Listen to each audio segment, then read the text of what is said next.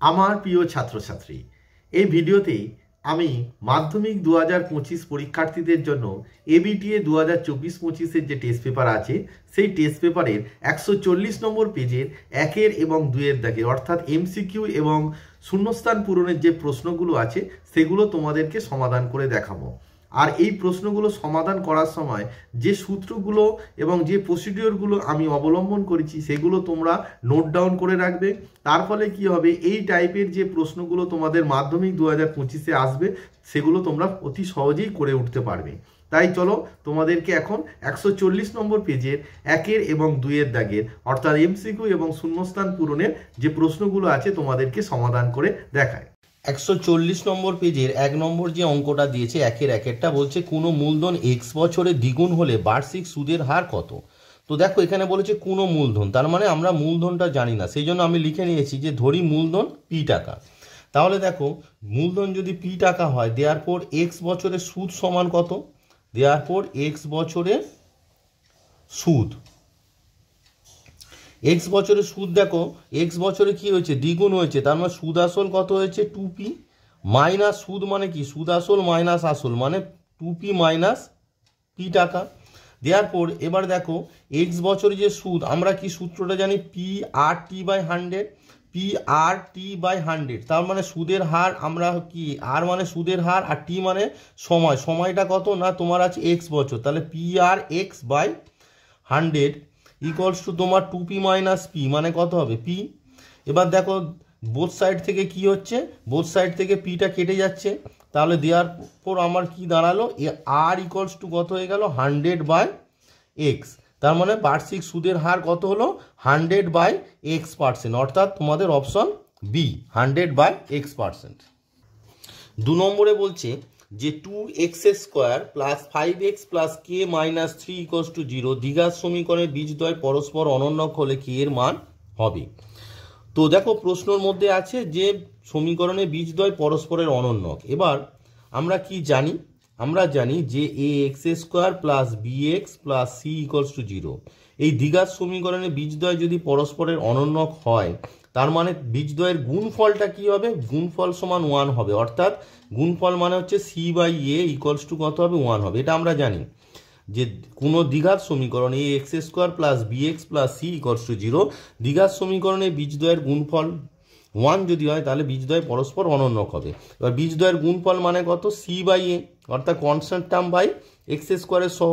তাহলে দেখো এখানে যে দ্বিঘাত সমীকরণ দিয়েছে 2x² plus 5x plus k minus 3, যে k মাইনাস 3টা হচ্ছে ধ্রুবক পদ, তার মানে ধ্রুবক পদ বাই x² এর সহগ ইকুয়ালস টু কত হবে 1 হবে।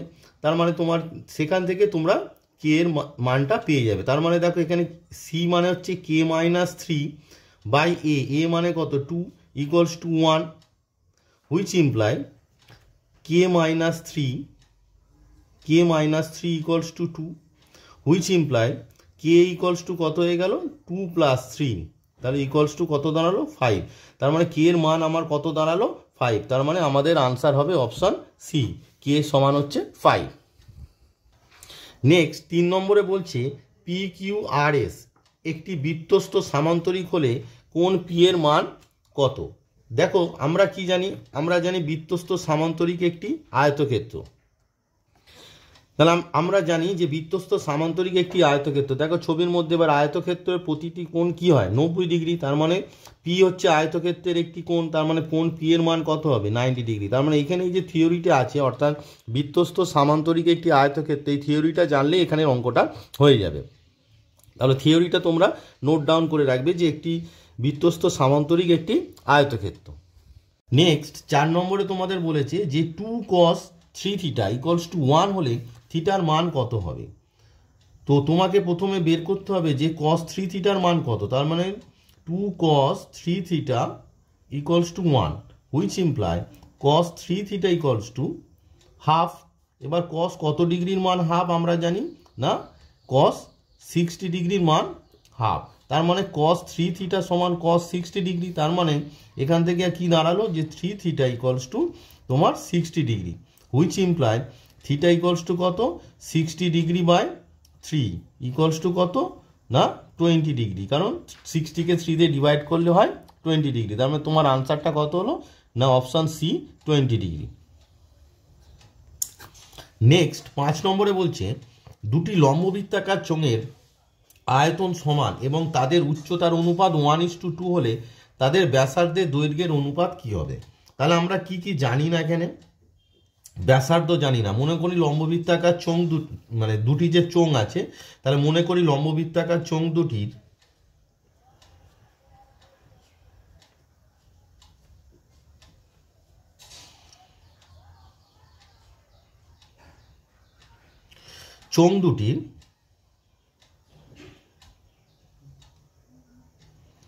ব্যাসার্ধ যথাক্রমে মানে হচ্ছে প্রথমটার ব্যাসার্ধ হচ্ছে R1, যথাক্রমে R1 একক এবং R2 একক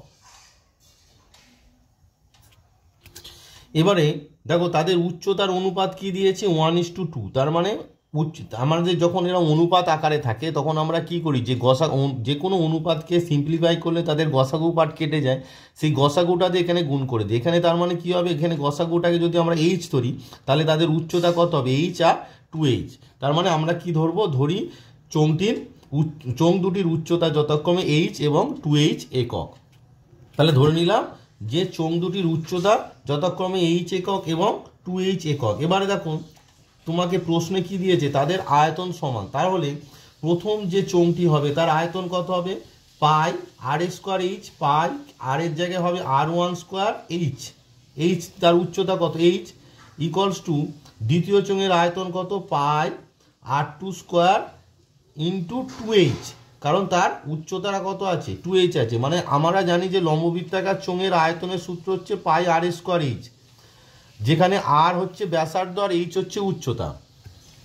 তাহলে দেখো এখানে প্রথম যে চোঙটি আছে তার আয়তন হচ্ছে পাই r1²h, কারণ আর এর জায়গায় কত বসছে, r1 বসছে আর উচ্চতাটা এইচই আছে। আর দ্বিতীয় যে চোঙ আছে তার আয়তন হচ্ছে পাই r2²2h। এখান থেকে দেখো বোথ সাইড থেকে পাই এইচ কেটে গেল, তার মানে আমার দাঁড়ালো r1/r2 তার হোল স্কোয়ার সমান কত, 2/1। এই r1 এর স্কোয়ারের নিচে r2² লিখে আমি হোল স্কোয়ার করে দিচ্ছি, আর এখানে 2 এর নিচে কিছু নেই মানে 1 আছে।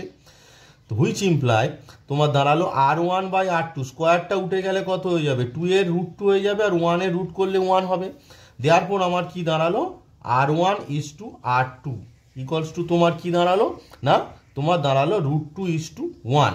তার মানে তাদের ব্যাসার্ধের অনুপাত কত হলো, √2:1। অর্থাৎ তোমাদের আনসার হবে অপশান ডি, √2:1। এখানে আনসারটা তোমাদের যে টেস্ট পেপারের যে আনসার আছে সেটি ভুল দিয়েছে। ওরা দিয়েছে যে অপশান, ওরা উত্তরে দিয়েছে যে 2:1, অ্যাকচুয়ালি এটা হবে তোমার √2:1। নেক্সট পরবর্তী যে প্রশ্নটি তোমাদের দিয়েছে বলেছে 30, 34, 35, 36, 37, 38 এবং 40 তথ্যে 35 না থাকলে মধ্যমা বৃদ্ধি পায়। দেখো প্রথমে দেখো যে তথ্যটা আছে সেই তথ্যটা তুমি আরেকবার লেখো। ধরো 30, 34, 35, 36, 37, 38 আর 40। তার মানে কটি আছে দেখো, 1, 2, 3, 4, 5, 6, 7। তার মানে 7টি তথ্য আছে। যখন তথ্যের সংখ্যা অযুগ্ম হয় তার মধ্যমা কততম তথ্য হয় না, n+1/2। এখানে n মানে কত, 7। তার মানে হবে তোমার 7 + 1/2।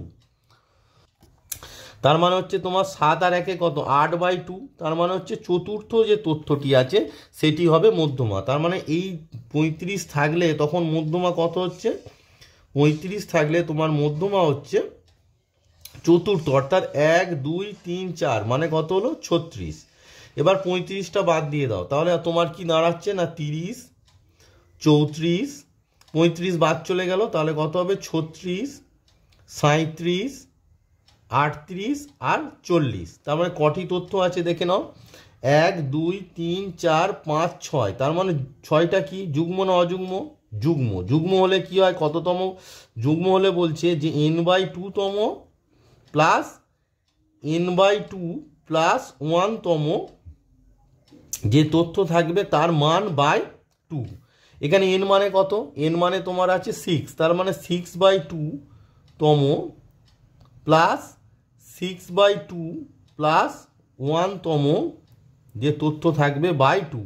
তার মানে 6/2 করলে কত হয় তোমার হচ্ছে তৃতীয়, তার মানে তৃতীয় প্লাস, আর 6/2 মানে 3 + 1 মানে হচ্ছে চতুর্থ, তৃতীয় প্লাস চতুর্থ বাই 2 মানে দাঁড়ালো তৃতীয় অবজারভেশন। অর্থাৎ তৃতীয়তে কত আছে দেখো 1 2 3 কত আছে 36, তার মানে 36 প্লাস চতুর্থতে কত আছে দেখো 1 2 3 4 মানে কত 37, তার মানে 36 প্লাস 37/2 ইকুয়ালস টু দেখো যোগ করলে সাথে 7 আর 6 অ্যাড করলে হচ্ছে 13, আর 1 1 3 1 4 3 হচ্ছে 7 মানে 73/2। এটিকে ক্যালকুলেশন করলে তোমার কি দাঁড়াচ্ছে 3 2 6 6 আর 13 হচ্ছে 6 2 13 আর 5 2 মানে 36.5। তার মানে মধ্যমা বৃদ্ধি ইকুয়ালস টু কত, দেয়ারপর মধ্যমা বৃদ্ধি ইকুয়ালস টু কত হচ্ছে দেখো কত হয়েছে এখন 36.5 হয়েছে, আর আগে কত ছিল 36, তার মানে তোমার আনসারটা কত দাঁড়ালো না 0.5, এটা মাইনাস করলে হচ্ছে 0.5, তার মানে তোমার আনসার দাঁড়ালো অপশান ডি 0.5। 2-এর একেরটি বলেছে x² - 2 + b × x + 6 = 0।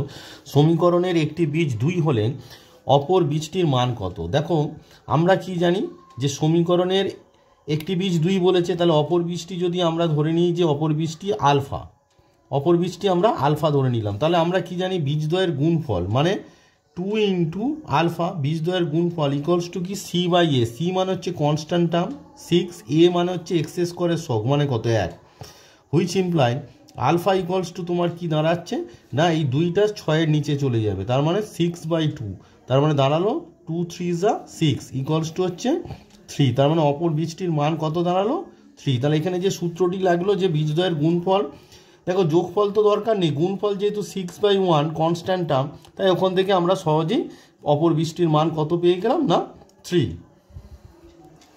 নেক্সট যেটি বলেছে যে 3 জনের একটি যৌথ ব্যবসায় লগ্নিকৃত মূলধনের অনুপাত 3:4:6 এবং ব্যবসা থেকে প্রাপ্ত লাভের অনুপাত 3:2:9 হলে তাদের লগ্নিকৃত সময়ের অনুপাত। দেখো আমরা সাধারণত জানি যে মূলধনের অনুপাত আর প্রাপ্ত লভ্যাংশের অনুপাত সবসময় কি সমান হয়, কিন্তু এক্ষেত্রে সমান হচ্ছে না। তার মানেটা কি সমান না হওয়ার পিছনে কি আছে না সময়ের মানে প্রত্যেকের মূলধন একই সময় ধরে খাটিনি, তা যেহেতু মূলধনের প্রাপ্ত যে লাভের যে অনুপাতটা 3:2:9, তাহলে একে যদি আমি মূলধনের অনুপাত দিয়ে ভাগ করে দিই সেটি কি হয়ে যাবে তোমার সময়ের অনুপাত। তার মানে সময়ের অনুপাত তোমার কি দাঁড়াবে, সময়ের অনুপাত যেহেতু লভ্যাংশটা আলাদা হয়েছে সেই জন্য সময়ের অনুপাত তোমার হবে যে প্রাপ্ত লভ্যাংশের অনুপাতটি আছে তাকে মূলধনের অনুপাত দিয়ে ভাগ করে দাও, তাহলে সময়ের অনুপাত সমান কত হবে 3/3 কারণ প্রাপ্ত লভ্যাংশের দ্বিতীয় টার্ম কত আছে 2 আর মূলধনের অনুপাতে 2/4 9/6। তোমাদের এই ধরনের অঙ্ক যখনই থাকবে আমরা সাধারণত মূলধন অনুপাত আর প্রাপ্ত লভ্যাংশের অনুপাত সমান হয়, কিন্তু এক্ষেত্রে যেহেতু আলাদা তার মানে এর সঙ্গে লভ্যাংশের সঙ্গে কি সময় গুণ হয়েছে, সেই জন্য সময়ের অনুপাত কি করে পাবো না প্রাপ্ত লভ্যাংশের অনুপাতকে আমরা মূলধনের অনুপাত দিয়ে ভাগ করে দেবো। সেই জন্য প্রথমে আছে 3/3, দ্বিতীয় অনুপাত 2/4 আর 9/6। তাহলে এটা করলে কত তোমার দাঁড়াচ্ছে দেখো 1:2 মানে হচ্ছে 2 2 4, আর 9/6 মানে 3 3 9, 3 2 6 মানে হচ্ছে 3/2। তাহলে সবাইকে 2 দিয়ে যদি গুণ করে দিলে আমার কি দাঁড়াচ্ছে তোমার দাঁড়াচ্ছে হচ্ছে 2:1:3। তার মানে সময়ের অনুপাত কত হলো 2:1:3। 3 নম্বরে বলেছে ABC ত্রিভুজের পরিকেন্দ্র ও এবং কোণ AOB সমান 50 ডিগ্রি হলে বলেছে কোণ ACBর মান কত। তাহলে আমরা একটা ত্রিভুজ ABC একটা ত্রিভুজ আঁকবো, একটা ত্রিভুজ এঁকে নেব ABC, তাহলে ABC ত্রিভুজ আঁকলাম, পরিকেন্দ্র ও তার মানে হচ্ছে পরিকেন্দ্র মানে কি তোমার শীর্ষবিন্দু দিয়ে যে বৃত্তটা হয় সেটাকে পরিবৃত্ত বলা হয়, আর পরিকেন্দ্র তার কেন্দ্র বলে দিয়েছে ও। এবার বলেছে কোণ এ ও বি, দেখো কোণ এ ও বি মানে ও এ আর ও বি যুক্ত করে দাও। তাহলে কোণ এ ও বি, তার মানে ছবিতে আমরা কি বুঝলাম যে এ বি বৃত্তচাপের উপর কোণ এ ও বি কি সম্মুখ কেন্দ্রস্থ কোণ। তার মানে আমরা কি জানি যে কোণ এ ও বি সমান 2 ইন্টু বৃত্তস্থ কোণ। বৃত্তস্থ কোণ কত আছে দেখো, এ বির প্রান্তবিন্দুর সঙ্গে বৃত্তের উপর অবস্থিত সি বিন্দু যোগ করলে কি কোণটা হচ্ছে না কোণ এ সি বি। তাহলে 2 ইন্টু কোণ এ সি বি, কারণ আমরা জানি যে একই বৃত্তচাপের উপর কেন্দ্রস্থ কোণ বৃত্তস্থ কোণের দ্বিগুণ। দেয়ারফর এ ও বি সমান কত দেওয়া আছে, এ ও বি সমান দেওয়া আছে 50 ডিগ্রি। তাহলে 50 ডিগ্রি ইকুয়ালস টু 2 ইন্টু কোণ এ সি বি। দেয়ারফর কোণ এ সি বি সমান, দেয়ারফর কোণ এ সি বি সমান আমার কি দাঁড়াচ্ছে না 50 ডিগ্রি বাই 2। তাহলে 50কে 2 দিয়ে ভাগ করলে কত হচ্ছে 25 ডিগ্রি। তার মানে আনসারে আমার কি হবে যে কোণ এসিবি সমান কত হবে 25 ডিগ্রি। কিন্তু তোমাদের টেস্ট পেপারে যে উত্তরটা আছে সেটি আছে 40 ডিগ্রি। এবার হচ্ছে সেই উত্তর মেলাতে গেলে প্রশ্নটা একটু ভুল আছে।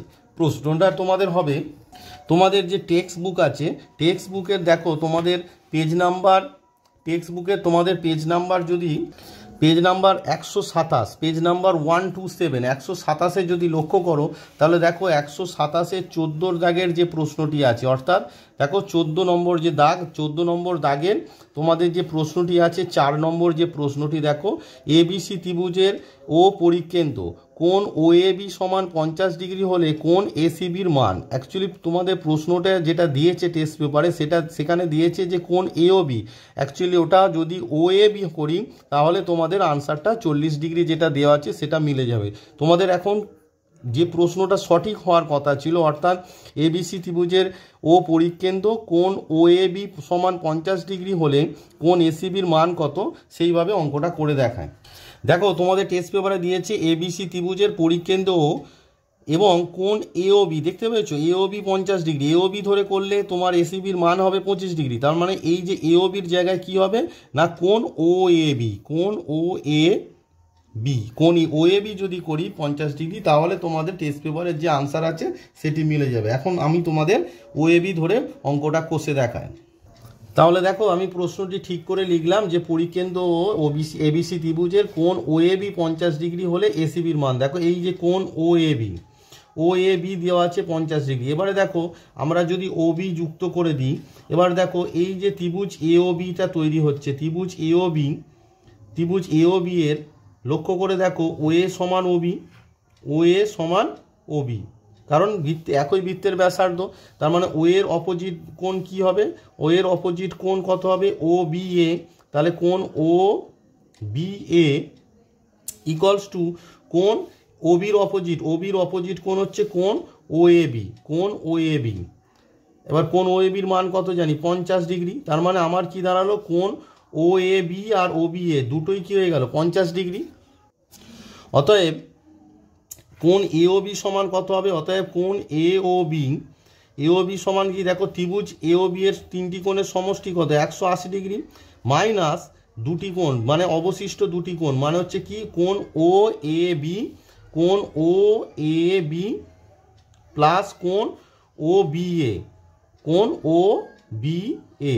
তার মানে 180 ডিগ্রি থেকে এই দুটো কোণের সমষ্টি বাদ দিতে হবে। তার মানে কত দাঁড়াচ্ছে 180 ডিগ্রি মাইনাস দুটি কোণই কত 50 ডিগ্রি প্লাস 50 ডিগ্রি মানে কত 100 ডিগ্রি। তাহলে 180 থেকে 100 বাদ দিলে কত হয়ে গেল 80 ডিগ্রি, 80 ডিগ্রি বেরিয়ে গেলাম। এবার দেখো কোণ এসিবিটি কি, এসিবি হচ্ছে কি বৃত্তস্থ কোণ, অতএব কোণ এসিবি বৃত্তস্থ কোণ সমান এবি বৃত্তচাপের উপর কোণ এসিবি বৃত্তস্থ কোণ সমান কি হাফ অফ কেন্দ্রস্থ কোণ, কেন্দ্রস্থ কোণ কি কোণ এ ও বি। তাহলে equals to half into 80 degree equals to হচ্ছে 40 ডিগ্রি। তাহলে দেখো তোমাদের আনসারটা মিলে গেল।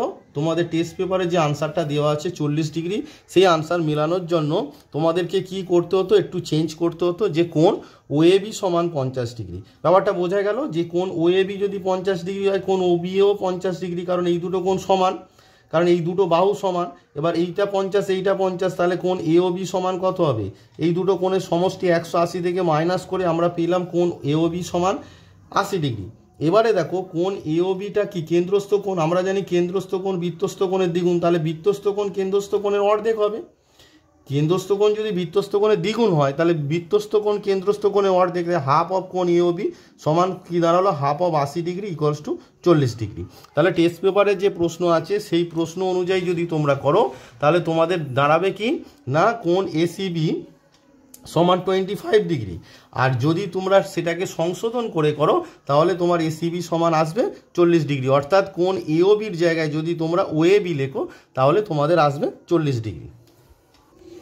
নেক্সট 4 নম্বরে বলছে যে cos to the power 4 theta minus sine to the power 4 theta equals two 2/3 হলে 1 মাইনাস 2 সাইন স্কোয়ার থিটার মান কত। তো দেখো যেটা দেওয়া আছে সেটিকে আগে ক্যালকুলেট করি। তোমার দেওয়া আছে cos to the power 4 theta minus sine to the power 4 theta equals to তোমার দেওয়া আছে 2/3, হুইচ ইমপ্লাই দেখো cos টু দি পাওয়ার 4 থিটাটাকে আমরা কি লিখতে পারি, cos এ স্কোয়ার থিটা তার whole square minus sine to the power 4 থিটাকে আমরা লিখতে পারি সাইন স্কোয়ার থিটা তার হোল স্কোয়ার ইকুয়ালস টু তোমার দেওয়া আছে 2/3, হুইচ ইমপ্লাই দেখো এটা হচ্ছে এ স্কোয়ার মাইনাস বি স্কোয়ারের কি সূত্র, A plus B A minus B. তাহলে তোমার দাঁড়ালো cos এ square theta plus sine square theta, আর এ মাইনাস বি মানে হচ্ছে কত হবে, cos এ square theta minus sine square theta equals to হচ্ছে 2/3। এবার দেখো cos এ square theta plus sine square theta মানে কত 1, তাহলে এর জায়গায় আমরা কত বসিয়ে দেবো 1 বসিয়ে দেবো। এবার উত্তরে কি আছে 1 মাইনাস 2 সাইন স্কোয়ার থিটা মানে cos এ স্কোয়ার থিটাটা নেই। এবার cos এ স্কোয়ার থিটা মানে আমরা কি জানি, আমরা জানি cos এ স্কোয়ার থিটা মানে হচ্ছে 1 মাইনাস সাইন স্কোয়ার থিটা, আর এই সাইন স্কোয়ার থিটাটা পড়ে থাকলো। তাহলে দেখো 2/3, তাহলে আমার কি দাঁড়ালো না 1 মাইনাস সাইন স্কোয়ার থিটা আর মাইনাস সাইন স্কোয়ার থিটা আর মাইনাস সাইন স্কোয়ার থিটা দুটো অ্যাড করলে কত মাইনাস 2 সাইন স্কোয়ার থিটা, তাহলে 1 minus 2 sign square theta equals to কত, উত্তরটা এলো আমাদের 2/3। তার মানে আমাদের যে প্রশ্নটি ছিল cos to the power 4 theta minus sine to the power 4 theta 2/3 হলে 1 মাইনাস 2 সাইন স্কোয়ার থিটা সমান আনসারটা কত হবে না 2/3, তার মানে এরও আনসার হবে 2/3। 5 নম্বরে বলেছে যে একটি চোঙ বলে দিয়েছে যার ব্যাসার্ধ উচ্চতা দ্বিগুণ করলে আয়তন ড্যাশ গুণ হবে। তার মানে চোঙের ব্যাসার্ধ আর উচ্চতা তো জানি না, তাহলে ধরে নিই যে চোঙের ব্যাসার্ধ আর উচ্চতা হচ্ছে এইচ একক। তাহলে আমি ধরে নিয়েছি যে চোঙের ব্যাসার্ধ আর একক এবং উচ্চতা কত এইচ একক, তাহলে আয়তন কত হবে। তাহলে আমরা কি জানি যে একটি চোঙ মানে কি লম্ববৃত্তাকার চোঙ, তার আয়তন সমান কত না পাই আর স্কোয়ার এইচ ঘন একক। এবার দেখো তোমাকে বলেছে ব্যাসার্ধ এবং উচ্চতা দ্বিগুণ করলে, তাহলে ব্যাসার্ধ এবং উচ্চতা দ্বিগুণ